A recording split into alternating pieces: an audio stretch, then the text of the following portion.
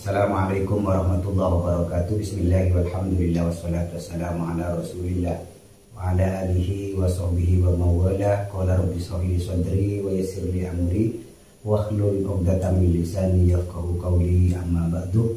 Sahabat-sahabat pemirsa YouTube yang saya hormati, jumpa lagi dengan saya Imam Ghazali di channel Imam Ghazali 99. Sahabat-sahabat pemirsa yang saya hormati, malam ini kebetulan saya kedatangan saudara. Beliau adalah salah satu mahasiswi dari Unisma. Kebetulan beliau baru menyelesaikan strata 2-nya di Fakultas Agama Islam. Di Fakultas Agama Islam.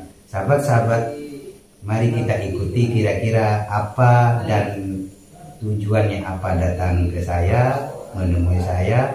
Ini tumben-tumbennya sahabat-sahabat, masalahnya walaupun kita ini saudara tapi jarang seserius ini, makanya oleh saya hal ini diliput. Baik, assalamualaikum Ning Karimah. Agak diperkeras suaranya karena kita tidak memakai mic. Ya, langsung aja kali ya Gus ya. Iya. Jadi Gus gini, itu kan teman saya kemarin cerita kalau dia itu orang tuanya sakit. Nah, dia sakitnya ini kayak aneh gitu Gus. Soalnya kalau siang itu sembuh, tapi kalau malam itu Gus panas, betol-betol, merah-merah. Nah, dia tuh cerita curhat gitu kan ke saya, kan kasihan juga ya Gus. Nah, akhirnya dapat seminggu kemudian itu bukan cuman ayahnya aja Gus, tapi nyusul ibunya juga kayak begitu.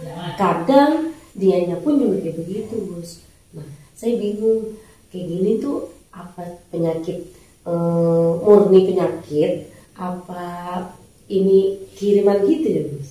Emang ada ya hal-hal mistis gitu? Atau gimana ya Gus? Sebenarnya kalau berbicara mengenai masalah hal-hal yang semacam itu, memang kadang-kadang ada kiriman, tapi jangan terlalu kita suudzon dan dibawa ke sana. Semuanya kita harus memenuhi kita harus ikhtiar sebagai manusia, kita harus berobat ke dokter. Ketika memang sakitnya itu menular, seperti dari tadi ibunya kemudian ayahnya, bisa saja penyakitnya itu penyakit dokter karena mungkin sering bertemu maka akhirnya tertular. Namun ketika keluhan itu datangnya pada saat-saat tertentu, misalkan pada saat waktu malam atau kadang-kadang pada saat menjelang maghrib, atau ketika matahari ingin terbenam, atau ketika matahari ingin terbit, maka hal yang semacam itu memang biasanya oleh orang itu dikaitkan dengan hal-hal yang mistis. Untuk lebih jelasnya saya tidak berani menjelaskan lebih jauh karena saya tidak mengetahui lokasinya di mana atau orangnya tidak datang ke sini secara langsung. Mungkin itu yang bisa saya sampaikan. Terus kira-kira ada lagi? Tapi Gus, ini tuh kenapa teman saya itu ngerasa ini benar-benar mistis? Karena pas teman saya ngaji itu malah tambah ngerasa panas itu si ayahnya tuh Gus. Cuman kadang ibunya tuh nggak sering, paling sering itu ayahnya Gus. Ya mungkin sih, ya saya juga nggak tahu ya alasannya kenapa Gus. Cuman ya saya saranin aja suruh ngaji, terus ngaji gitu Gus. Sekarang akhir-akhir ini udah mendingan. Cuman kadang meskipun udah ngaji banyak, tapi tetap aja malah tambah panas, semakin panas gitu. Itu apa ya Gus? Tips atau enggak? Mungkin ada doa-doa apa gitu Gus buat biar teman saya biar berhenti gitu. Sebenarnya hal yang semacam itu gampang ya. Kalau sudah memang terdeteksi seperti itu, ketika dibacakan ayat-ayat Al-Quran, orang tuanya semakin merasa gelisah, itu cuma kelihatannya saja orangnya gelisah, berarti di dalam jasadnya atau di dalam tubuh dari orang tuanya itu memang terdapat gangguan-gangguan secara batiniah. Oleh sebab itu jangan sampai berhenti. Jadi usahakan selalu bacakan ayat-ayat suci Al-Quranul Karim, niat untuk maruqyah, terutama bacakan tentang ayat-ayat yang mengandung untuk menghilangkan energi negatif. Sebab memang ada sebuah tempat itu memang mengandung energi yang negatif. Kenapa? Karena di tempat itu sudah dikuasai oleh makhluk-makhluk seperti jin dan lain-lain sebagainya, sehingga energi di sana itu terkontaminasi dengan energi negatif yang dibawa oleh makhluk halus tersebut. Saya sarankan kalau memang seperti itu kondisinya, maka perbanyaklah membaca seperti ta'awudz. Ta'awudz itu perlindungan kepada Allah Subhanahu wa taala, seperti Bismillahirrahmanirrahim, terus atau A'udzubillahi minasyaitonirrajim, terus Mu'awwidzatain, yaitu 2 surat permohonan perlindungan, yaitu surat Al-Falaq dengan surat An-Nas. Dua-duanya ini sebenarnya adalah benteng bagi kita. Namun ada juga benteng untuk membentengi rumah, gitu loh. Jadi kira-kira di tempat-tempat temannya Ning ini, apakah ada orang yang bisa maruqyah gitu kan, bisa dihadirkan untuk maruqyah supaya bisa jelas apa penyebab dari penyakit ibunya temannya Ning ini. Saya seperti itu saran saya. Ada efek samping nggak sih Gus kalau misal kita diruqyah gitu? Misal ayah teman saya ini diruqyah, ada efek samping nggak kalau misal pas diruqyah, apa dia tambah gimana, ada nggak sih Gus? Sebenarnya ketika diruqyah itu adalah sebenarnya untuk mengusir makhluk-makhluk yang mempunyai energi yang negatif, seperti jin yang tidak bertanggung jawab, yang mengganggu terhadap ayah daripada Ning ini. Jadi ketika diruqyah sebenarnya tidak ada efek samping, tapi ruqyahnya itu sampai selesai. Artinya memang ketika setelah diruqyah, usahakan orangnya itu dipagari supaya tidak kerasukan lagi. Sebab ruqyah itu kadang-kadang itu ada orang meruqyah tapi tidak dipagari. Akhirnya apa? Pada waktu diruqyah makhluk halusnya itu keluar pergi, namun ketika selesai dan beruqyah pula, maka kadang-kadang datang lagi. Kenapa demikian? Hal yang demikian itu bisa terjadi karena yang diruqyah itu tidak dipagari. Oleh sebab itu sebenarnya ketika berbicara pagar itu ada pagar gaib itu bisa berlapis, bisa dipagari orangnya dan juga bisa dipagari rumahnya gitu. Ada juga pagar secara alami gitu, tanpa harus membaca doa-doa. Tapi itu semua sesuai dengan apa yang sudah diwarisi oleh para leluhur kita untuk membuat pagar gaib dengan secara alami itu. Terus ada lagi? Satu kali lagi bisa. Gimana cara kita biar tahu nih, misal kita pergi ke suatu tempat atau enggak menetap di satu tempat.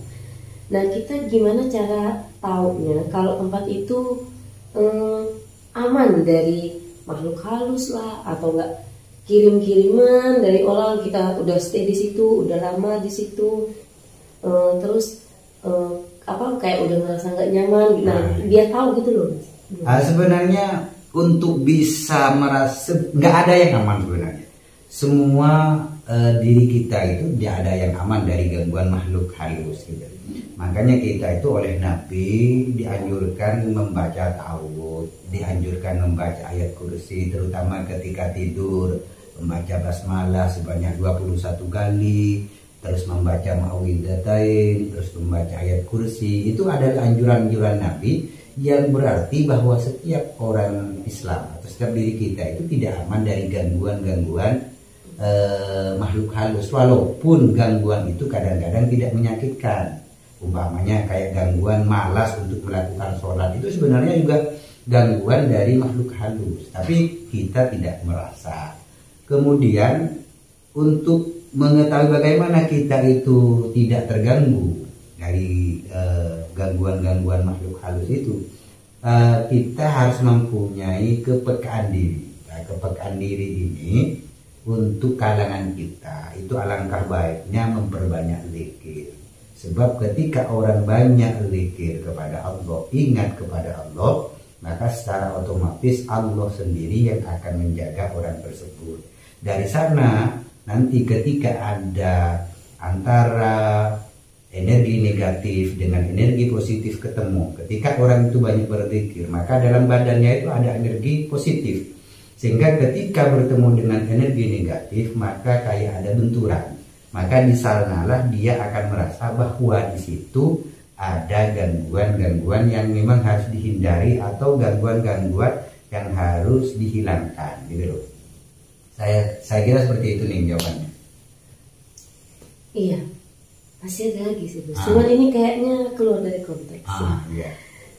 Terus kalau misal kita nih udah zikir, ya udahlah ibadah lah, intinya menurut kita itu ibadahnya udah full, tapi kita masih aja ngerasa kayak putus asa gitu. Gimana ya, kayak ini kok kayaknya nggak adil ya Tuhan sama saya. Nah itu gimana ya Gus ya? Lah ini yang perlu kita sikapi. Itu apa dari jin juga apa gimana ya Gus ya? Sebenarnya perasaan pesimis yang semacam itu jangan menyalahkan jin, sebab di dalam diri kita itu ada jiwa, juga ada nafsu, di mana nafsu ini juga ada 4, termasuk nafsu ammaroh, nafsu lawwamah, nafsu mutmainnah. Maka ketika membahas ini nanti masuk ke bagian ilmu tasawuf.